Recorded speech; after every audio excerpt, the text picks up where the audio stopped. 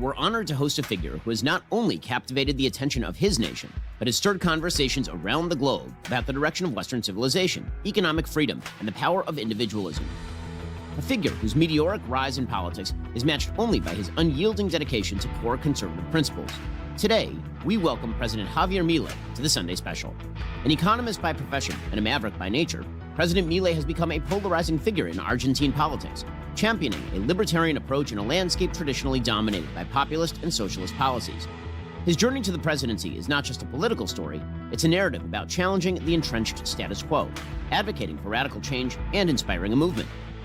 Milei has risen to prominence through his outspoken criticism of fiscal irresponsibility, his advocacy for reducing the size of government, and his unique ability to connect with the disaffected voters tired of traditional politics. In 2018, Milei became the most interviewed economist on television, with 235 interviews, also hosting his own radio show, Demoliendo Mitos, or Demolishing Myths. In 2023, Milei ran for president as part of La Libertad Avanza, and as inflation rose above 100% in the country, so did Milei's position in the polls. On November 19, 2023, he defeated his political opponent, Sergio Massa, in a landslide historic election, gaining the highest percentage of the vote since Argentina became a democracy. In his victory speech, Milei promised a reconstruction of Argentina and the end to its economic decline, a new era. Since taking office, President Milei has lowered the number of ministries from 18 to 9, deregulated the Argentine economy, and slowed inflation in the country.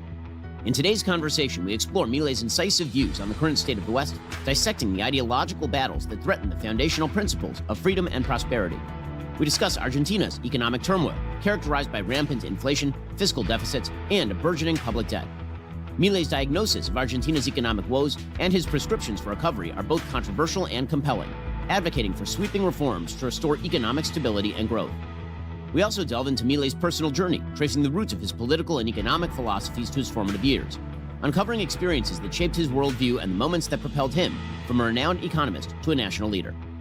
In a world where the specter of socialism looms large, Milei stands as a bulwark against the threats to economic freedom, championing policies that empower individuals and foster entrepreneurship. Join us for a riveting discussion that spans the spectrum of political, economic, and social ideology, and offers a glimpse into the mind of one of today's most fascinating political figures.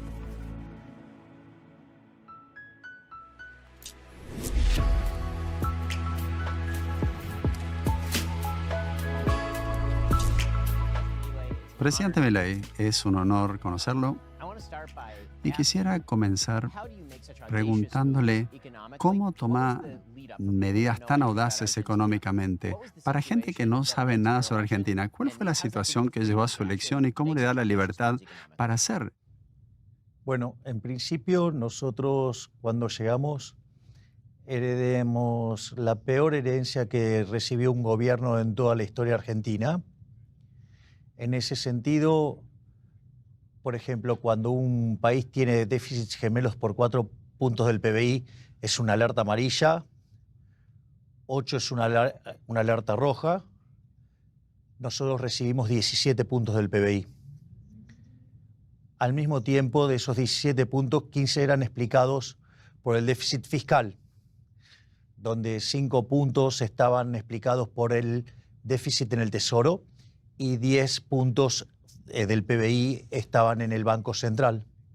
Es más, la deuda del Banco Central, el gobierno anterior, se encargó de pasarla de 30 días, 60 días, 90 días, 120, 150 y 180 días. La pasó a todo un día, por lo que existía la potencialidad de que cuadruplicáramos la cantidad de dinero en un día. Al mismo tiempo, el déficit que había acumulado en toda la gestión el gobierno kirchnerista fue de 28 puntos del PBI, pero en el último año había generado 13 puntos del PBI, que eso era equivalente a más de 5 veces la base monetaria.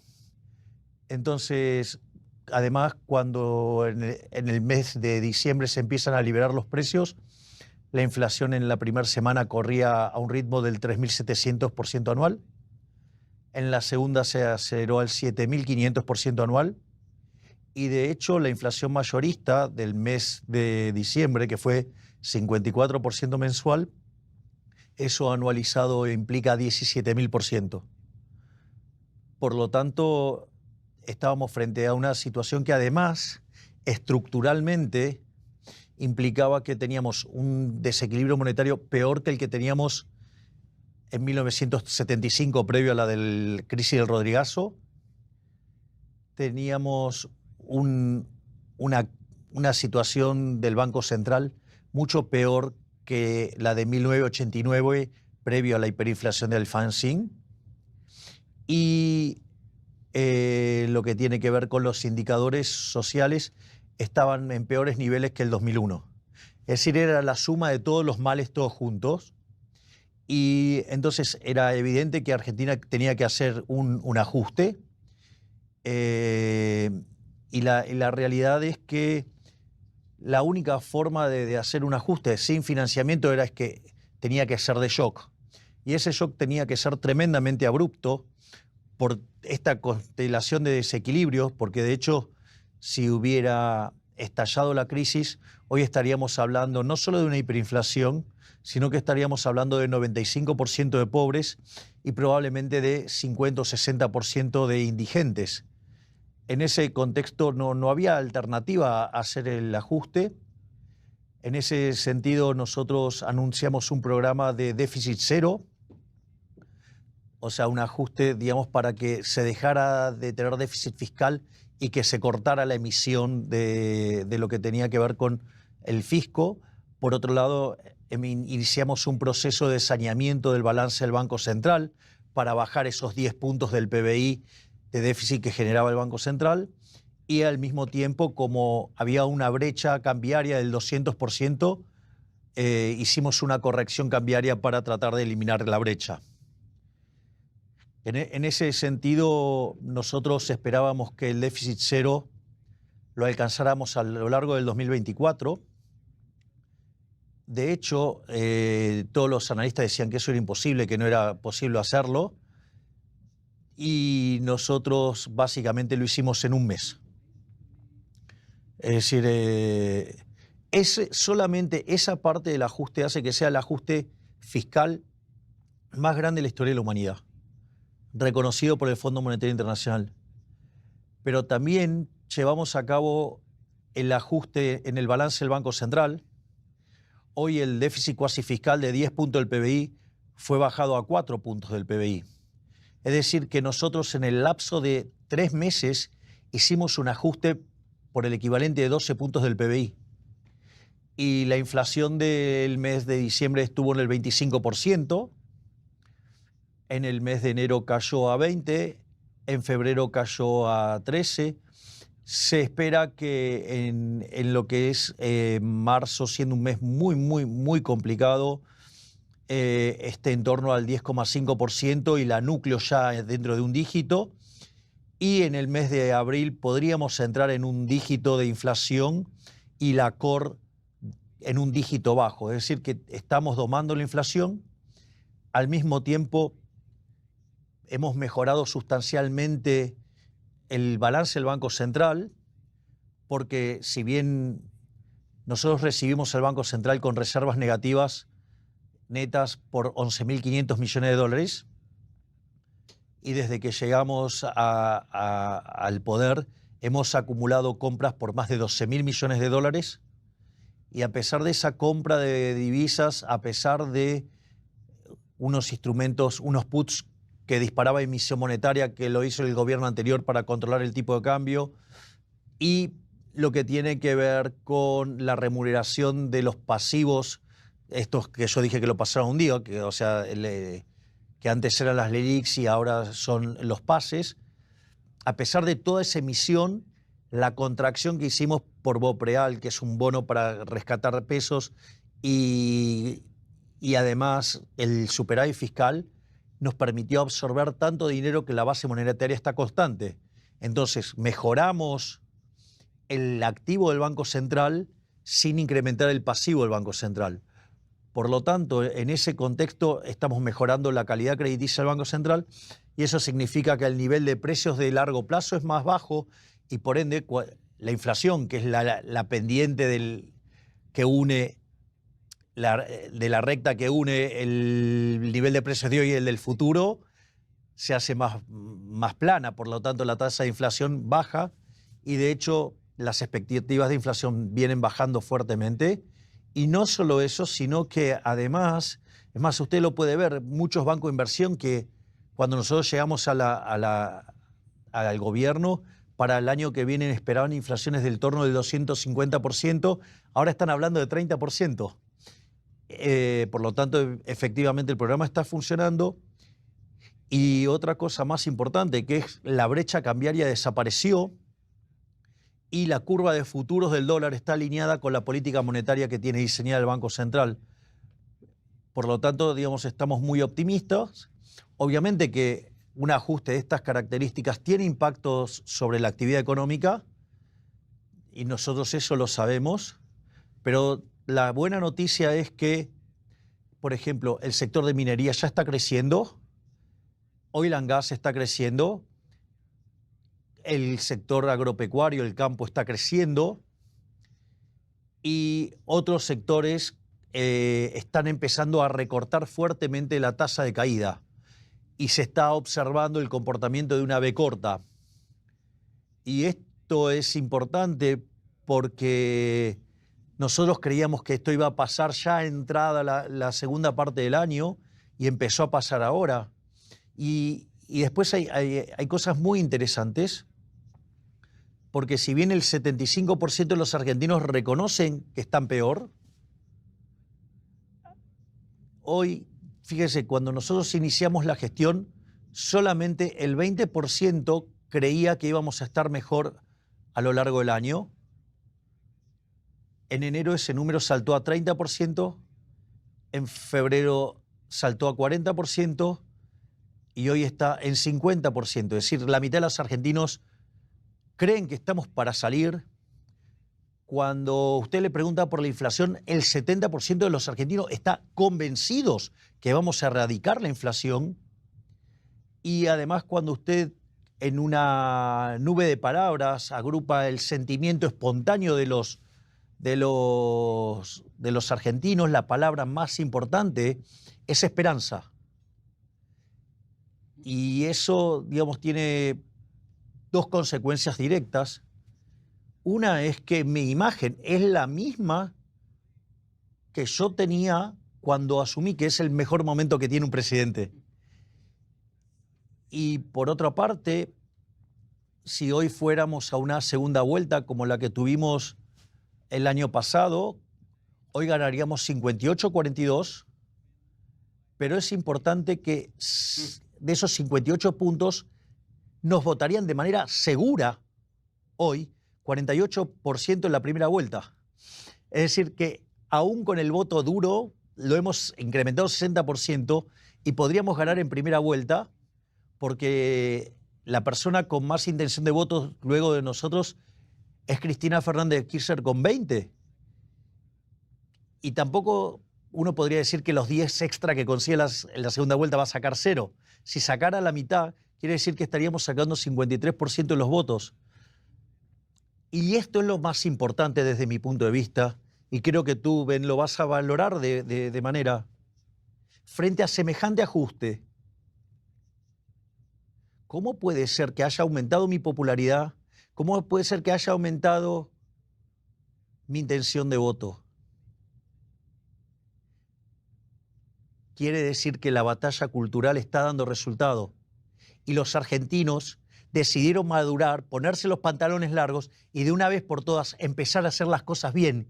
Y esto, entonces, excede el caso Javier Milei. Los argentinos han decidido abrazar la libertad. Y ese es el mejor de los mensajes. Y eso es lo que a nosotros nos permite seguir avanzando, porque nosotros sabemos que el camino desde el punto A al punto B no iba a ser una línea recta, sin inconvenientes.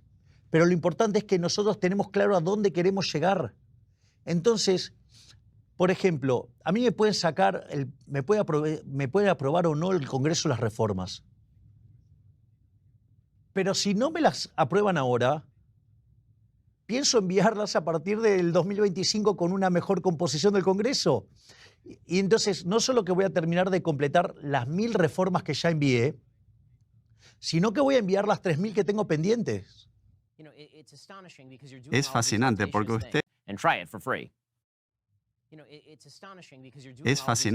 usted está haciendo todas estas cosas tan audaces y la gente en Occidente, especialmente del lado de la izquierda, se confunde con esto porque lo ven como algo que es anatema. Incluso hay gente de la derecha que no entiende la audacia de lo que usted está haciendo, pero justamente la base de su campaña, capitalismo, libertad, propiedad privada y libertad, todo esto era un componente central del Occidente. ¿Qué ejemplo debería ser Argentina para el resto del Occidente como para mostrarle en dónde se equivocó el resto del Occidente, más generalmente?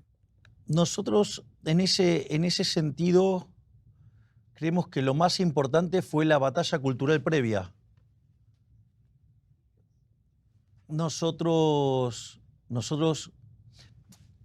a ver, todas estas ideas que el mundo está abrazando en los últimos años y esta corrección política que no es ni más ni menos que abrazar ideas socialistas, o sea, porque son socialismos de distintos pelajes. Entonces, en ese sentido, uno lo que tiene que encontrar es que darse cuenta, Argentina aplicó todas esas cosas. La estupidez de la justicia social, Argentina es un ejemplo emblemático de la justicia social y del daño que causa la justicia social. Entonces, en ese sentido, lo que hay que comprender es que Argentina, en ese devenir que hizo de que ser el país más rico del mundo hoy sea 140, fue por abrazar esas ideas que hoy Occidente está abrazando. Por eso en Davos yo dije, Occidente está en peligro, porque hemos abandonado en Occidente las ideas de la libertad, que son las que generaron la prosperidad, y empezaron a abrazar las ideas de la decadencia, que son las ideas socialistas. Y en ese sentido, lo que sucedió en Argentina es que estaba súper impregnado, porque esto ya, digamos, o sea, Gramsci te había funcionado a la perfección en Argentina, está metido en la educación, está metido en la cultura, ¿sí? Está metido en la política, está metido en todos lados el socialismo, está en los medios, y entonces, por eso es tan importante el rol que han tenido los jóvenes en todo este proceso. Porque los jóvenes son naturalmente rebeldes contra el statu quo. Y en ese sentido, los jóvenes, digamos, al estar expuestos frente a tanto socialismo, la respuesta natural era ser liberal. Ese es el primer punto. El segundo punto, al ser jóvenes, tenían mucho menos tiempo de exposición al lavado de cerebro de la educación pública. Por otra parte, otra cosa que ocurría es que, como tienen acceso a las redes sociales, una de las cosas que yo hacía cuando salía en televisión, y sigo haciéndolo hoy, es citar mis autores de referencia. Y eso lo que hacía es que los jóvenes fueran a chequear esos autores. Entonces, entre YouTube y Google y demás buscadores, o sea, y esos lugares donde se pueden bajar los libros, eso lo que generó es que hubo una explosión de conocimiento. De hecho, nuestro máximo referente de la libertad en la historia argentina, el doctor Alberto Venegas Lynch hijo, también que lo suelo definir como el prócer, él decía, la gran diferencia entre este movimiento y el de los fines de los 80 es que esta vez los jóvenes estaban muy formados. De hecho, nosotros íbamos y hacíamos lo que nosotros llamamos los recitales, que serían como actos políticos, pero con formato parecido a los Rolling Stones. Digo, es porque como a mí me gustan los Rolling Stones y a mí me hubiera gustado ser como Mick Jagger, entonces lo hago, pero lo hago desde la política. No lo logré cantando porque soy muy malo, pero lo logré desde la política.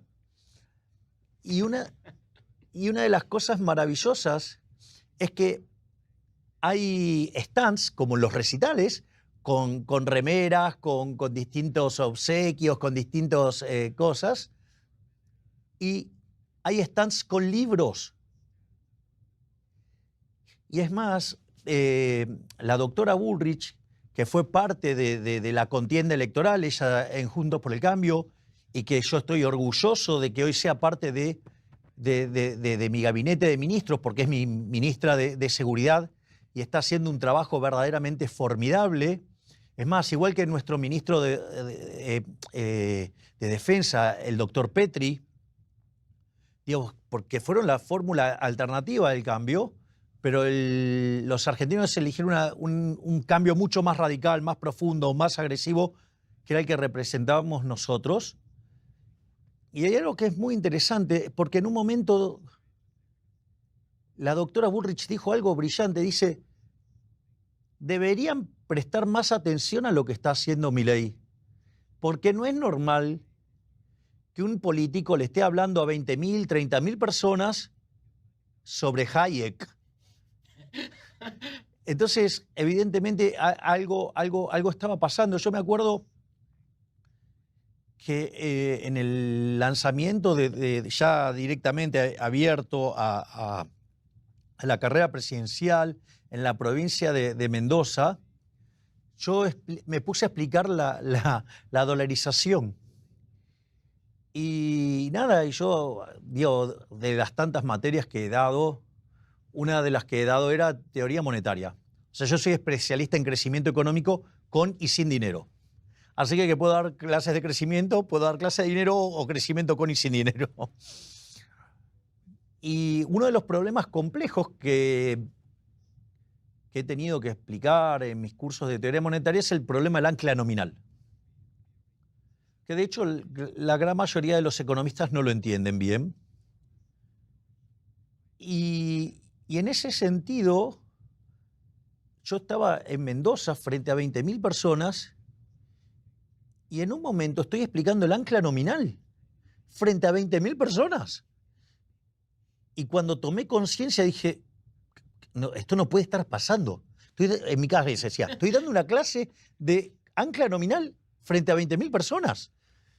Entonces, eso también fue muy fuerte.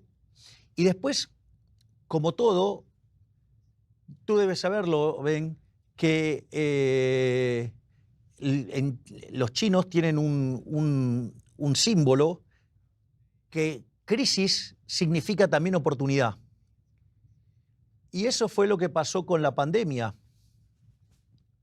porque eso llevó no solo a una revalorización de la libertad, por lo que nosotros teníamos las ideas, el mensaje, justo en el momento justo, sino que además ahí hay un gran trabajo que hicieron los jóvenes en sus casas, porque ellos comenzaron a evangelizar a sus padres y a sus abuelos. Entonces, ¿qué es lo que pasa? Cuando a vos no te gusta lo que ves en televisión, tenés el control remoto y lo cambiás. Ahora, cuando tus hijos empiezan a decirte Milei, Milei, Milei, una vez no lo escuchabas, 2 veces, no, pero no tenés control remoto para tus hijos. Así que tarde o temprano lograron que sus padres me escuchen y esto es lo que ha permitido explicar este éxito. Pero lo que hay que entender es que esto no hubiera sido posible si no se hubiera dado la batalla cultural. Yo cuando empecé a dar las charlas, había entre 10 y 15 personas.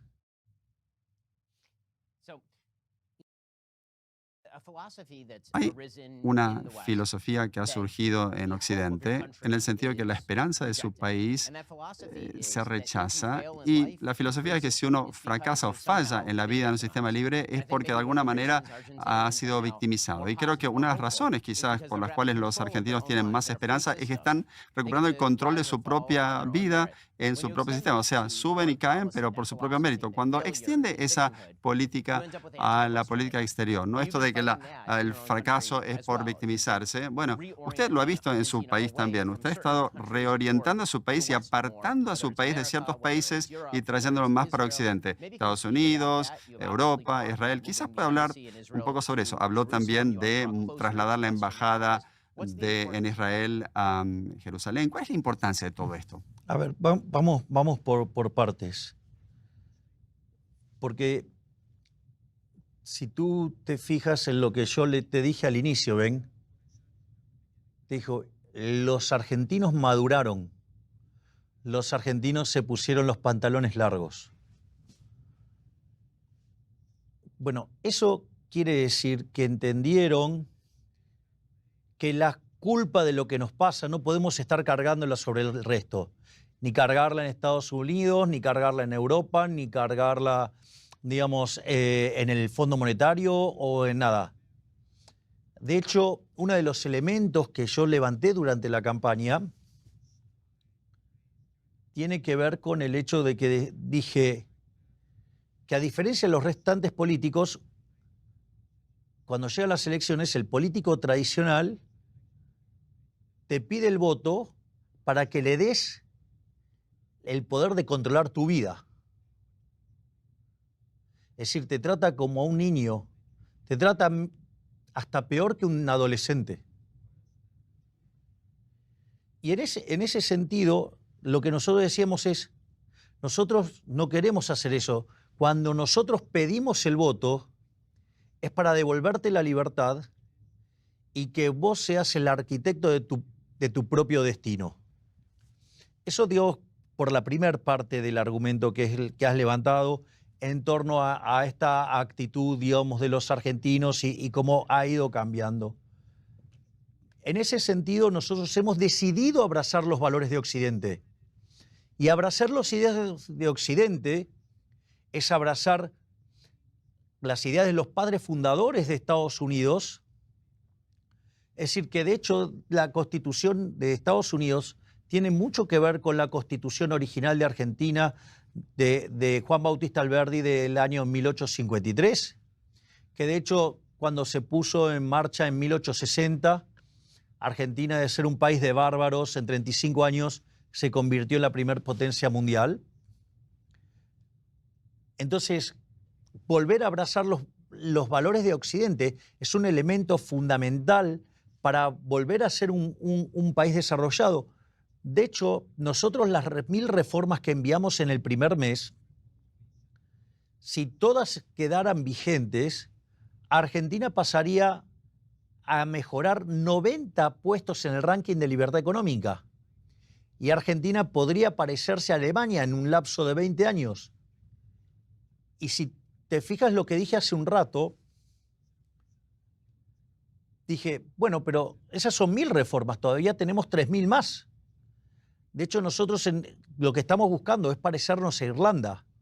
Irlanda, de ser el país más miserable de Europa, en un lapso de 30, 40 años, hoy, digamos, tiene un PIB per cápita que es 50% superior al que tiene Estados Unidos. Ese es el modelo. Eso es lo que nosotros queremos hacer. Y eso implica abrazar las ideas de la libertad. Y las ideas de la libertad están en Estados Unidos, aun cuando en los últimos tiempos hayan sido degradadas y se hayan apartado de la senda, aún están en Europa, aun cuando están abarrotados de regulaciones y que los mantiene estancados. Pero sobre todas las cosas, esos valores están en Israel. Y en Israel están en el segundo libro de la Torá, en Shemot, es decir, en el Éxodo. Y sin lugar a dudas, el máximo héroe de la libertad de todos los tiempos es Moisés. Entonces, por eso es tan importante entender el vínculo de la libertad con Israel. Es fundamental, porque es un pueblo que además ha logrado no encuentro bien la palabra, pero vendría a ser como la conjunción entre lo espiritual y lo material. Y esa armonía espiritual-material genera progreso. Yo, cuando daba mis charlas antes de entrar en política, en el último tiempo hablaba de la superioridad moral del capitalismo. Yo originalmente creía que el socialismo era como una suerte de enfermedad mental. O sea, que tenían algún problema en el entendimiento o algo. Porque habiendo sido derrotados en la teoría y habiendo sido derrotados en la evidencia empírica, porque donde se aplicó el socialismo en formato puro fue un fracaso en lo económico, en lo social, en lo cultural, y además se asesinaron a 150 millones de seres humanos, no me entraba en la cabeza cómo podía ser que había gente que adhiriera a esas ideas asesinas y empobrecedoras. Es decir, el socialismo es siempre y en todo lugar un fenómeno empobrecedor, un fenómeno asesino. Y entonces yo seguí desarrollando esto, y la respuesta a mí me la dio la teoría económica, y tiene que ver con la teoría del valor. Cuando vos vas al final del debate, te encontrás la disputa entre la teoría subjetiva del valor y la teoría objetiva del valor. Entonces la pregunta es, ¿por qué no pueden salir de la teoría objetiva del valor? Es que no pueden salir de la teoría objetiva del valor porque la teoría objetiva del valor es lo que permite aplicar la teoría de la explotación de Rothbertus, mejorada como por Marx con el concepto de la plusvalía. Y entonces el motivo es, ¿por qué aplican eso? Y ahí es donde aparecen sus valores morales, que son la envidia, el odio, el resentimiento, el trato desigual frente a la ley y, si es posible, y si es necesario, el asesinato. Y las instituciones que emerjan de esos valores morales son inmundas y como consecuencia de ello te vas a hundir. Mientras que cuando vos abrazás las ideas de la libertad, ¿qué es lo que sucede? Te elevás como ser humano y en ese elemento vas a instituciones que te llevan al progreso. Porque vos en el capitalismo solamente podés ser exitoso sirviendo al prójimo con bien y mejor calidad, un mejor precio. Es decir, sos un benefactor social, sos el campeón del amor al prójimo. Entonces, en ese sentido, por eso es que yo también, digamos, o sea, más allá, digamos, de distintos eventos que a lo largo de mi vida me han impactado fuertemente y me han llevado hacia el judaísmo, el conjunto de valores son fundamentales para la construcción de las instituciones. Y el día que lees sobre Moisés te convertís en un talibán de la libertad. Lo que dice claramente aparece en Adam Smith. Él habló de los sentimientos morales antes de hablar de la riqueza de las naciones, la idea de que el hombre está hecho a la imagen y semejanza de Dios, la idea de la igualdad ante la ley, que también viene de la Biblia, el tema de la propiedad. Todo eso surge de la Biblia, después de todo, y ese es el contexto del capitalismo. Y usted habla de esto tan elocuentemente, pero en Estados Unidos su imagen es usted marcando los ministerios y diciendo fuera, fuera, fuera, o el video en el que está con la motosierra. ¿Cómo se reconcilia eso? ¿Cómo puede ser esas dos personas, el que habla tan elocuentemente sobre la economía y hablar de las tasas de interés tan detalladamente, y al mismo tiempo ser la persona que no tiene problema en ir al escenario con la motosierra? Bueno, eso es más complejo. Porque es cierto, yo soy un economista profesional, pero tengo algunas partes muy oscuras de mi vida. Por ejemplo, en una época de mi vida fui arquero de soccer. Y eso, por ejemplo, es un factor muy determinante en mi personalidad. Por ejemplo, de los 11 jugadores del equipo, es el único que puede jugar con las manos de manera legal. Al mismo tiempo es el que se viste distinto. Además, entrena solo, tiene un entrenamiento distinto. Y a diferencia del resto, cuando se equivoca, es gol en contra. Y además es un puesto muy ingrato, porque cuando un arquero salva un gol es equivalente como a hacer uno. Y cuando un delantero hace un gol, es un gol. Sin embargo, los delanteros valen mucho más que un arquero. Entonces, eso muestra que es un puesto que es muy duro de llevar y que requiere de una personalidad muy aguerrida. Y si vos mirás lo que fue mi campaña electoral, no existe registro histórico de alguien que haya sido tan agredido tan violentamente en una campaña electoral, violando todas las normas de una campaña electoral, donde se han metido con aspectos de mi vida privada, han mentido, me han injuriado, calumniado, injuriado, se han metido con mi hermana, con mis padres, se han metido hasta con mis perros.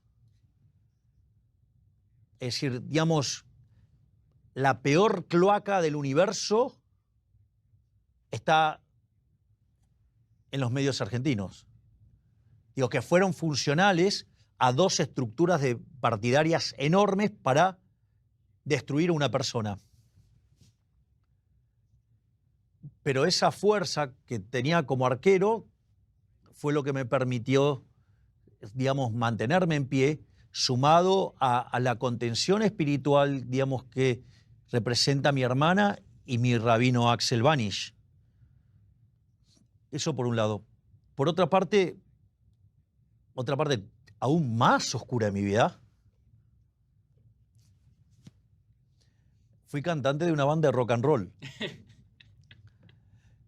De hecho, era una banda tributo a los Rolling Stones, y donde básicamente hacíamos cover de los Rolling Stones, hacíamos cosas que parecían canciones, siendo muy generosos, pero la verdad es que con tanto cariño y afecto que les tengo a los Rolling Stones, me pareció que era mejor dejar tanto daño sobre una banda a la que quiero tanto.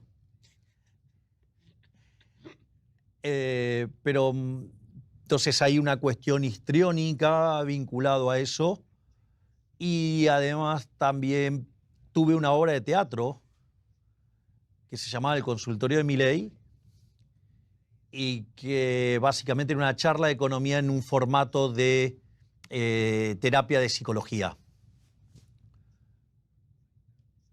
Y yo creo que toda esa conjunción de elementos en una determinada situación del país permitió que alguien con mis características se volviera popular. De hecho, si tú repasas mis conferencias antes de ingresar a la política, yo entraba como si fuera en un recital de rock and roll, y era muy interesante porque yo arrancaba dando las gracias diciendo: muchas gracias por tanto error tipo 2. Porque el error tipo 1 es cuando haces todo bien y te sale mal, y el error tipo 2 es cuando haces todo mal y te sale bien. Entonces, ser economista no es muy popular, ser un economista matemático muchísimo menos, especialista en temas de crecimiento económico mucho menos en un país que estaba enfermo de keynesianismo, y además liberal en un país de izquierda. Por lo tanto, por definición, la gente debería odiarme. Bueno, el error es tan grande que me convirtió en presidente. ¿Cómo fue esto de pasar del mundo de los medios y los paneles al mundo de la política? Yo, por supuesto, estoy en Estados Unidos, hablo con legisladores todos los tiempos, hablando de lo que es decir las cosas que uno quiere decir realmente, y después en el mundo de la política, que uno tiene que decir las cosas que puede decir. ¿Ha sido muy difícil la transición de, por ejemplo, comentarios en paneles a presidente? Nada. De hecho, porque así como yo iba a los paneles, seguía dando clases en la universidad, y daba conferencias en teatros ya muy grandes. Y con mi hermana íbamos notando que nos íbamos haciendo más populares, porque no solo llenábamos teatros muy grandes en Argentina, sino también lo hacíamos en el exterior. Entonces la batalla cultural estaba funcionando muy bien y en realidad los medios de televisión eran una forma de hacer publicidad a mi trabajo y eso me permitía generar más conferencias y ganar más dinero. Pero cuando llegó al poder Alberto Fernández, dentro de sus asesores, alguien que hoy es diputado, que se llama Leandro Santoro, iba por los medios pidiendo que se me censurara. Y de hecho empezó a haber una censura sobre los liberales, los dejaron de invitar a los programas, y de haber 20 liberales dando vueltas por los medios de comunicación, el número se achicó sustancialmente. Creo que con suerte quedamos 5, pero es como una exageración. Y lo único que a mí me sostenía era el rating, es decir, que la gente me acompañaba con el rating. Y cuando vimos cómo la censura se estaba haciendo muy profunda, nosotros con mi hermana consideramos que eso podía estar afectando nuestra capacidad de generar ingresos. Y entonces, frente a esa situación, dijimos, bueno, a esta gente hay que disputarle donde les duele. Y ahí decidimos meternos en política, que también fue muy complicado, porque primero dijeron que no podíamos armar partido, y lo hicimos. Después dijeron que no podíamos pasar las PASO, es decir, que no íbamos a conseguir el 2% de los votos. Después nos dijeron que íbamos a perder contra el voto en blanco. Después nos dijeron que íbamos a perder contra la izquierda por goleada. Y al final terminamos sacando 17% de los votos, digamos, en la capital federal. Y cuando asumimos, además, también nos trataron de manera muy grosera. En el canal del Congreso, que se llama Congreso TV, Diputados TV, un periodista que yo lo conocía de A24, de una manera muy agresiva, me dijo, bueno, pero ¿qué pueden hacer ustedes si van a ser 2 diputados nada más que en 257? Y yo le contesté con el libro de Macabeos 1, 3:19, que dice que la victoria en la guerra no depende de la cantidad de soldados, sino de las fuerzas que vienen del cielo.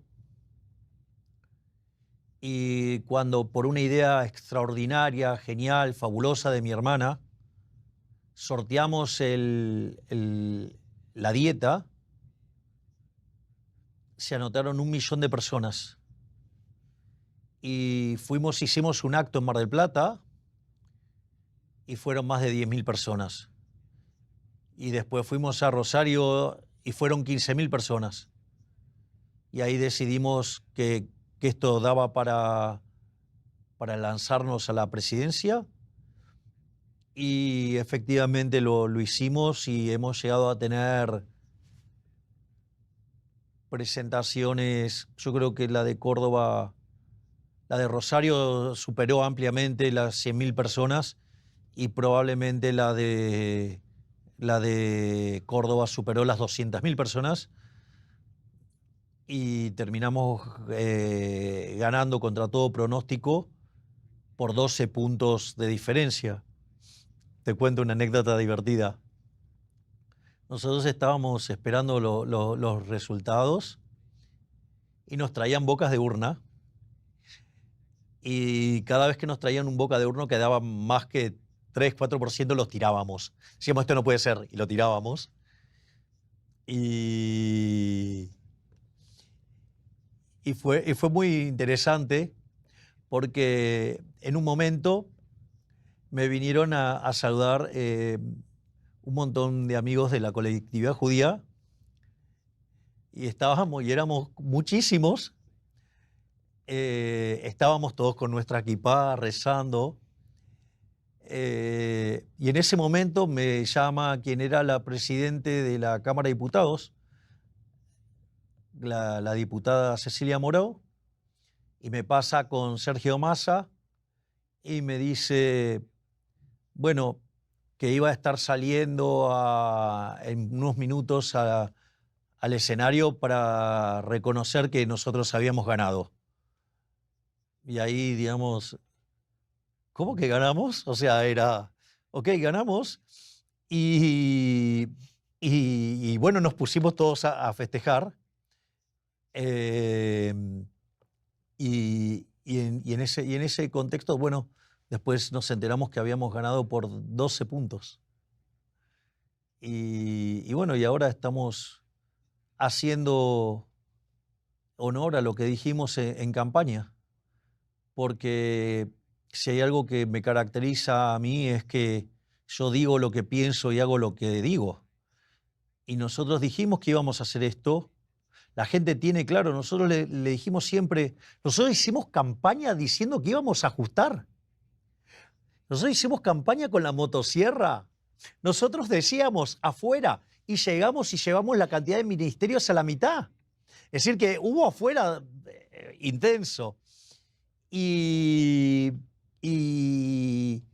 además dijimos que íbamos a hacer un ajuste muy fuerte y que íbamos a sufrir en la primera etapa, pero que después íbamos a salir y todo eso se está cumpliendo.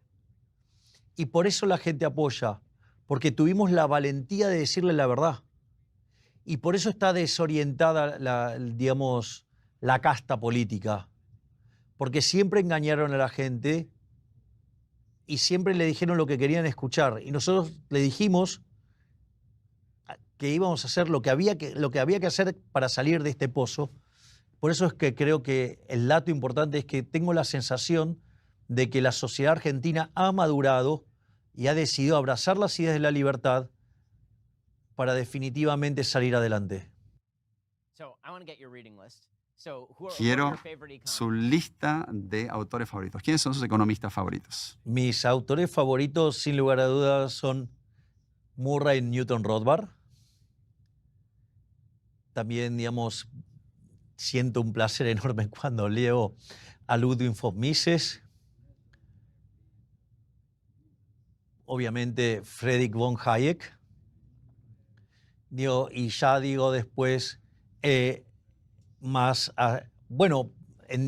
lecturas más amigables, por ejemplo, a Walter Block o a Henry Hazlitt, o digamos ya más en la línea Chicago, leer a Gary Becker o leer a Milton Friedman o Robert Lucas Jr., o también otros autores institucionalistas como el caso de Buchanan. Entonces, diría que ese sería el core central de mis lecturas, o más hacia lo filosófico, como podría ser el caso de Hans Gemma Hoppe, o ser el caso de, por ejemplo, de Ayn Rand o de Robert Nozick, y obviamente los autores de habla hispana consagrados, como el caso de Alberto Benes Lynch, hijo, o como el caso de Jesús Huerta de Soto, o Miguel Ángel Bastos. Presidente Milei, última pregunta para usted, porque sé que tiene que salir corriendo, tiene una agenda muy intensa. Los ojos del mundo están en Argentina y en usted, porque si usted logra transformar a Argentina, esto no va a ser solamente un modelo para el resto de América Latina que ha experimentando esa ola rosada y avanzado en la dirección incorrecta, pero también para Occidente, porque Argentina es una buena historia de advertencia, ¿no? Y ustedes y la gente en Argentina puede ser un ejemplo si sigue sosteniendo el problema a pesar del contexto. ¿Y cuáles son sus esperanzas para el futuro? Nosotros estamos convencidos que, a pesar del esfuerzo enorme que estamos haciendo, vamos a salir adelante y vamos a crear las bases para que Argentina vuelva a ser grande nuevamente. Y nosotros creemos que eso va a ser una muy importante elección para abandonar las ideas socialistas, o si tú prefieres, estatistas, para mí son lo mismo. O sea, digamos, los estatistas son socialistas de distinto pelaje. Pero yo creo que el caso de Argentina es un caso de estudio, porque si nosotros, frente a una situación tan decadente, logramos revertir esa decadencia abrazando las ideas de la libertad y volvemos a progresar, no solo habremos mejorado la vida de los argentinos, sino que habremos mejorado la vida de toda la humanidad. Y eso es un desafío enorme y por el cual vale la pena seguir peleando hasta la última gota de sangre. Presidente Milei, realmente un honor contar con su presencia. Muchas gracias por este tiempo y, por supuesto, esperamos realmente todo lo mejor para usted. Muchas gracias. Ha sido verdaderamente un placer para mí, Ben. Muchísimas gracias por esta entrevista. Gracias.